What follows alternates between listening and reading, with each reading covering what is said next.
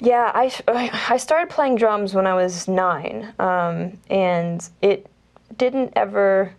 People have this kind of they think that I stopped playing guitar because I say I started playing drums. Well, that's not what Jack White did, and it's not what I did either. You know, you can play two instruments and, you know, be competent at both. It's just that I was socially more of a drummer, and became more of a private guitar player, which is I think why the solo guitar influence, you know, started to really come into my music around the age like 13, 14.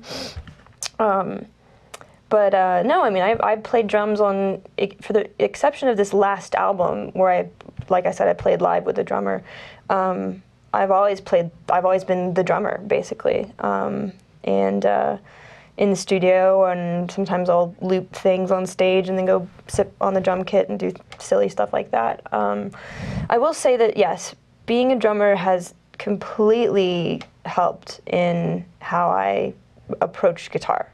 I think anyone should know how to play drums at least a little bit. It's almost like everyone should be able to sing just a little bit, even if it's just backup vocals, even if it's, you know, you shouldn't be one of these people that's like, no, I don't sing.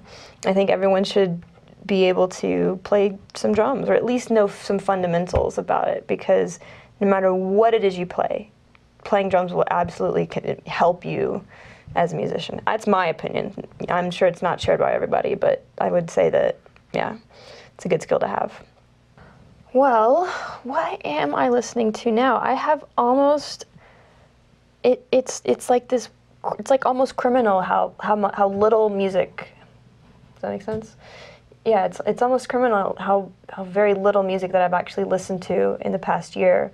It hasn't been for any, it hasn't been intentional. It's almost like I get overwhelmed by how much there is, because when you become a musician and all of a sudden you have this different peer group, it's like, it's kind of like research, and it's less about enjoyment. And so to avoid that, I listen to a lot of classical music. I listen to, I mean, my extended period stuff is always like things like Eric Satie and Debussy piano. Like, there's a lot of piano music that I listen to. I love Chopin. I listen to, you know, Beethoven. Really, just Tchaikovsky's he might be my favorite of them all. Just because he was so quick and so poppy with his little motifs. And all the Russians, you know, Stravinsky and Prokofiev and Rachmaninoff, and anyway, I guess Rachmaninoff to a lesser extent, he's a little cheesy, but Shostakovich for sure. So yeah, so I always head back to the big Russian greats when I, you know, can't think of anything else to listen to. But I'm determined to change that and get some musical research out of the way, and get back into enjoying what's out there currently. I am familiar with music theory by way of playing drums and learning to read music, and because I played in band at school. I also, from just learning guitar things when I was a kid, just looking at Beatles tablature and whatnot, I learned, you know, this note is this, and but I mean, there's some friends of mine that are amazing songwriters and could not tell you what note they're playing on a standard tune guitar, you know, and so I don't know. I mean, I think that's really based on the individual, like how much. I think you can get really caught up in theory, but at the same time, it's very difficult to play with others if you don't have any musical theory. If you can't walk over to a piano and, like, you know, just tap out a little melody and then use the alphabet and go, okay, that's what you should play, and or this is the idea I had in my head, or, you know, something on the guitar that you can go, no, you just play I'm playing this on the guitar, but play a C on the bass. So it really is all about what kind of music you're playing. I mean, try go scoring a film or something without any music theory and get back to me on that one.